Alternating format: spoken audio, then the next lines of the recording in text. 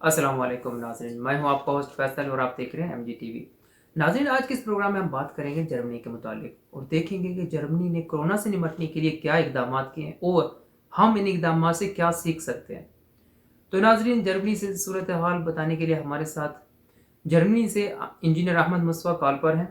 तो आइए नाज़रीन, जानते हैं उनसे ताज़ा तरीन अपडेट्स। अस्सलाम वालेकुम अहमद। वालेकुम अस्सलाम। अहमद, हमें आगाह कीजिएगा, जर्मनी में कोरोना की क्या सूरत हाल है और टेस्टिंग की फैसिलिटीज़ किस हद तक दस्तियाब हैं। जी फैसल, यहाँ पे जर्मनी में सूरत हाल काफ़ी बेहतर है। अभी यहाँ पे शुरू में काफ़ी ज़्यादा केसेस वगैरह आ रहे थे और वैसे यहाँ पे थोड़ी सी मैं आपको एक बात बताता हूँ कि जर्मन्स को जो है ये शुरू से हमेशा एक एडवांटेज रहा इस बात का कि यहाँ पे नंबर ऑफ केसेस जो है वो हमेशा से ही बहुत ज़्यादा नहीं थे as compare to Spain and Italy, जहाँ पे केसेस बहुत ज़्यादा थे शुरू से ही, क्योंकि वहाँ पे लोगों ने बहुत ज़्यादा जो है वो सोशल डिस्टेंसिंग का ख्याल नहीं रखा था शुरू से ही, और उन्होंने चाइनीज़ वगैरह को भी बहुत ज़्यादा वहाँ पे इनवाइट किया था न्यू ईयर के बाद। दैट्स वाई वहाँ पे केसेस बहुत ज़्यादा थे, लेकिन जर्मनी में एज सच केसेस शुरू से ही बहुत ज़्यादा नहीं थे। लेकिन अभी सूरत हाल इस तरह है कि काफ़ी हद तक कंट्रोल हो गए हैं। फॉर एग्जांपल यहाँ पे केसेस पहले जो है वो 2000 से 2500 तक आ रहे थे, लेकिन अब ऐसा है कि यहाँ पे केसेस जो है वो 1500 या कभी कभार कम होके 1200 तक भी आ जाते हैं एक दिन में। और दूसरी अच्छी बात ये थी जर्मनी में कि यहाँ पे जो मोर्टेलिटी रेट था, जो कि यहाँ पे डेथ रेट था, वो वैसे ही बहुत कम था as compare to other European countries.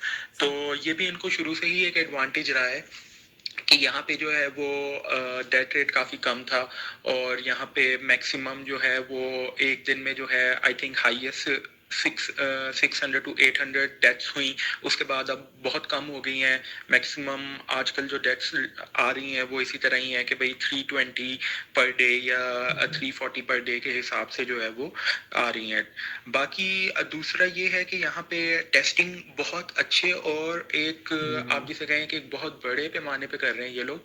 इनकी जो हेल्थ फैसिलिटी है वो बहुत अच्छी है इस मामले में कि उन्होंने टेस्टिंग जो है उसको बहुत ज़्यादा इंक्रीज किया, और ये लोग एक दिन में बहुत सारे टेस्ट करते हैं, और उसकी वजह से इनको जो है वो ट्रांसपेरेंसी इनके लिए काफ़ी अच्छी है उस चीज़ को एनालाइज करना कि नंबर ऑफ केसेस कितने हैं, और किस सिटी में या किस एरिया में किस रीजन में ज़्यादा हैं किस रीजन में कम है, तो इनको बहुत अच्छा आइडिया है उस चीज़ का।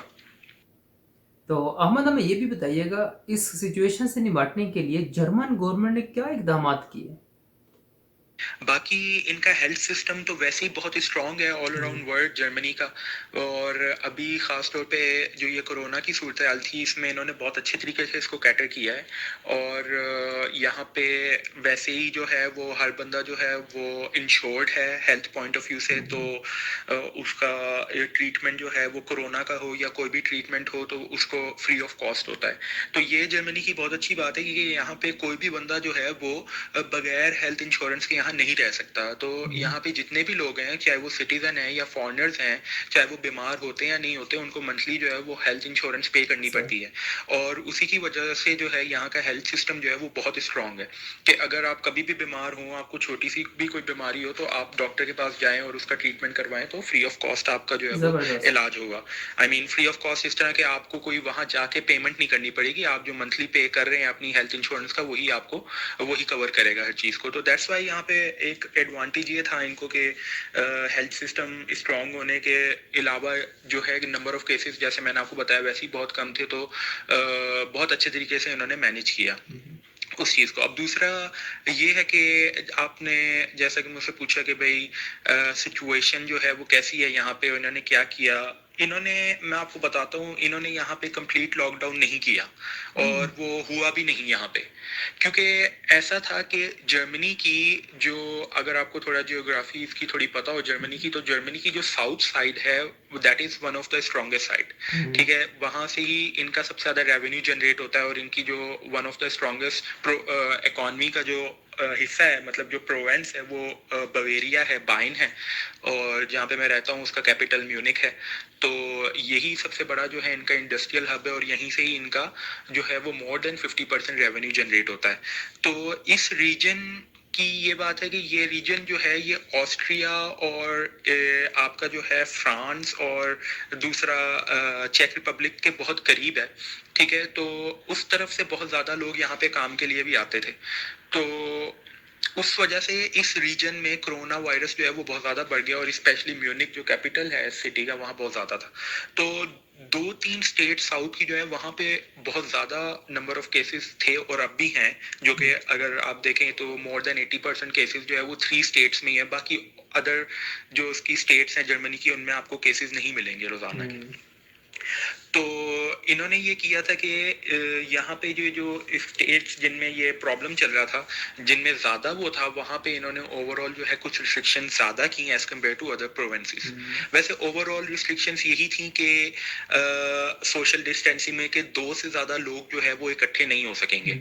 ठीक है, वो लोग जो है 2 लोगों का जो है वो इन्होंने रिस्ट्रिक्शन लगाई थी कि अगर 2 लोगों से ज़्यादा, वो भी फैमिली के लोग, अगर जो एक घर के लोग हैं तो वो बाहर जा सकते हैं। ठीक है, 2 लोगों से ज़्यादा बाहर नहीं जाएंगे, और बेफजूल बाहर नहीं निकलना अगर इररेलेवेंट है, और अगर आप वैसी लेयर के लिए या वैसी आउटिंग के लिए बाहर जा रहे हैं तो वो भी अलाउड नहीं था। लेकिन ये है कि कोई रिस्ट्रिक्शन नहीं थी अगर आप अकेले बाहर जा रहे हैं। फॉर एग्जांपल जॉगिंग करनी है आपने, एक्सरसाइज करनी है आपने, शॉप्स पे जाना है आपने, कोई चीज़ खरीदनी है आपने, इवन दो आपने ऑफिस जाना है, ठीक है, ऑफिस भी ओपन थे।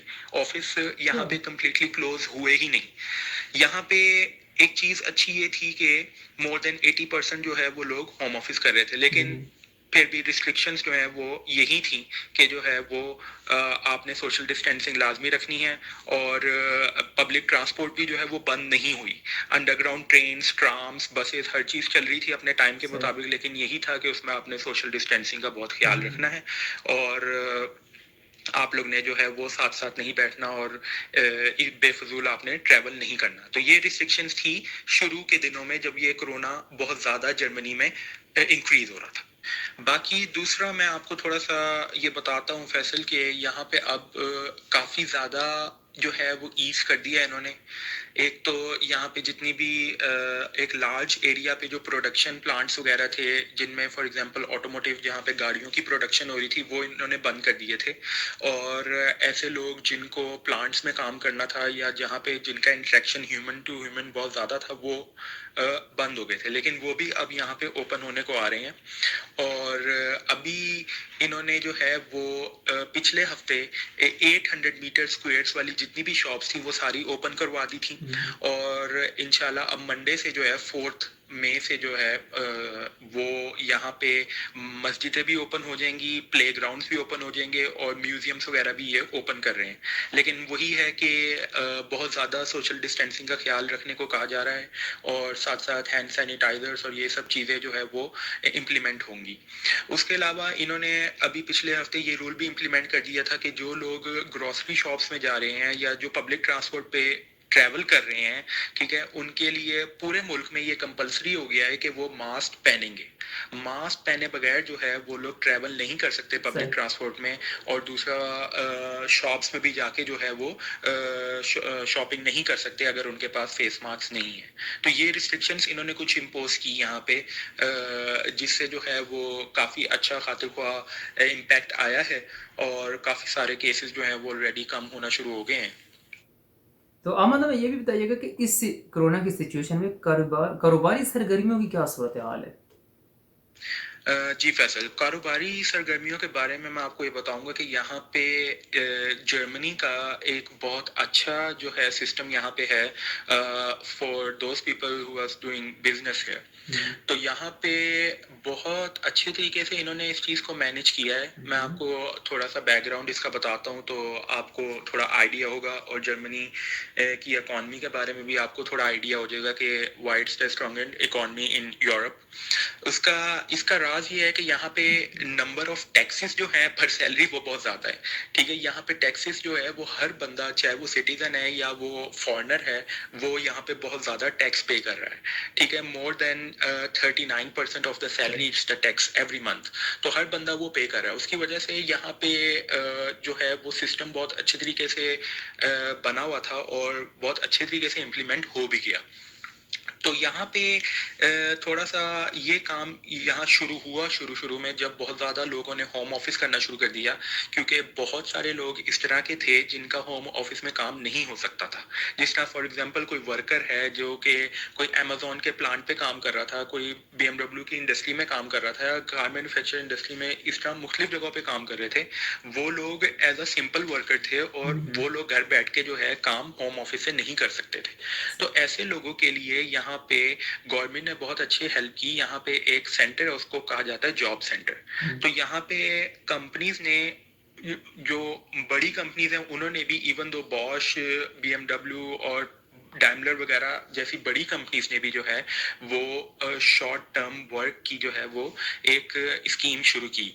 उसके अंदर ये था कि अगर बहुत सारे लोग हैं जिनके प्रोजेक्ट खत्म हो गए हैं तो कंपनीज उनको ले ऑफ ना करें, उनको कंपनी अपनी जॉब से ना निकालें, बल्कि उनके वर्किंग आवर्स कम कर दें। तो जितने वर्किंग आवर्स वो वहां पे काम करेंगे उनकी सैलरी तो उनको कंपनी से मिलेगी ही मिलेगी। जिन वर्किंग आवर्स में वो काम नहीं कर रहे उसका कुछ पोर्शन जो है वो जॉब सेंटर उनको पे करेगा। इवन दो कि आप काम नहीं भी कर रहे, फिर भी आपको जॉब सेंटर जो है उस वर्किंग आवर्स का पे करेगा जो कि आपके कम हो गए। तो लोगों की सैलरीज में कोई बहुत ज्यादा खातिर हुआ कमी नहीं आई। फॉर एग्जाम्पल अगर एक बंदा जो है वो 8 दिन हफ्ते में छुट्टी कर रहा था तो उसकी सैलरी में से सिर्फ 400 यूरोस कट हुए, for example one of my friend. तो उसका इम्पैक्ट इतना ज़्यादा इसलिए नहीं पड़ा क्योंकि 8 दिन की आपको छुट्टी भी मिल रही थी, और दूसरा ये था कि उसमें सोशल डिस्टेंसिंग भी थोड़ी ज़्यादा इंक्रीज हो गई, और बाकी टाइम जो है लोग वैसे ही होम ऑफिस कर रहे थे, तो वो इकॉनमी पे इतना ज़्यादा अफेक्ट उस तरीके से नहीं पड़ा जितना एक्सपेक्टेड था, क्योंकि गवर्नमेंट ने बहुत अच्छे तरीके से इसको किया। अब बात करते हैं स्मॉल बिजनेसेस की। फॉर एग्जांपल यहाँ पे जो बंदा बार्बर की शॉप ओपन करके बैठा हुआ था, या जो प्ले एरियाज वगैरह थे, या आप कह लें जो स्मॉल लेवल के जो बिजनेस थे जहाँ पे लोग कारोबार करते थे अपना, वो जो बंद हुए उनको भी गवर्नमेंट ने सपोर्ट की। और इवन दो ये सपोर्ट इतनी फास्ट थी कि लोगों को एक एक दिन के अंदर 40,000 50,000 यूरोस उनके अकाउंट में ट्रांजैक्ट हो गए कि आप लोग अपने एम्प्लॉयज को सैलरीज दें। मतलब कि इतना फास्ट रिस्पांस मैंने किसी और कंट्री में नहीं देखा, क्योंकि बहुत ज्यादा डॉक्यूमेंटेशन, पेपर वर्क की हर चीज होती है। लेकिन यहाँ की गवर्नमेंट ने जो है वो पोलैंड की GDP से भी ज्यादा जो है वो बजट जो है उन्होंने निकाला सिर्फ और सिर्फ स्मॉल बिजनेस को सपोर्ट करने के लिए, ताकि इकोनॉमी जो है वो फॉल डाउन ना हो इस क्राइसिस में। सही। तो अहमद, इस सूरत हाल से पूरी दुनिया में इकोनॉमिक क्राइसिस पैदा हो रहे हैं, तो इससे निपटने के लिए जर्मनी ने क्या पॉलिसी अपनाई? जी फैसल, थोड़ा बहुत यहाँ पे जो है वो इकॉनमी क्राइसिस तो डेफिनेटली आया है और इम्पैक्ट आएगा भी, क्योंकि जर्मनी की जो मेन मार्केट थी वो यहाँ पे जो है यूरोपियन कंट्रीज ही हैं, जो कि नेबरिंग कंट्रीज है जहाँ पे ट्रेडिंग होती है। और जब से ये कोरोना का सारा सिलसिला शुरू हुआ है तो जर्मनी ने अपने जो है वो नेबर कंट्रीज के साथ बॉर्डर्स बंद कर दिए हुए हैं, और कोई भी जो है वहाँ से बंदा आ नहीं सकता और यहाँ से जर्मनी से बाहर भी नहीं जा सकता। बहुत ही ज़्यादा रिस्ट्रिक्शंस इन्होंने बॉर्डर्स के ऊपर इम्प्लीमेंट की, लेकिन फिर भी जो सिटीजन्स हैं, जर्मन सिटीजन्स, वो जो वहाँ फंसे हुए थे उनको सिर्फ आने की इजाज़त थी। तो उसकी वजह से ओवरऑल इकोनॉमी में काफ़ी इम्पैक्ट आया है। बाकी कंपनीज की आजकल सूरत हाल अगर आप मुझसे पूछें तो हायरिंग जो है वो ऑलमोस्ट 90% जो है फ्रेश ग्रेजुएट्स की, जो मैं आपको बात करूंगा, या फ्रेश जो है लोग, उनकी हायरिंग बिल्कुल बंद हुई है, और बहुत कम लेवल के ऊपर जो है वो हायरिंग हो भी रही है। ठीक है, वो भी सिर्फ उन लोगों की हो रही है जो कि बहुत ज़्यादा एक्सपीरियंस लोग हैं, या अगर कंपनी को बहुत ही ज़्यादा उस पोजीशन को फिल करवाने की ज़रूरत है तो देन हायरिंग हो रही है, वरना बहुत कम है। और ओवरऑल ऑफ कोर्स इकॉनमी जो है इस चीज़ से इम्पैक्ट हो रही है।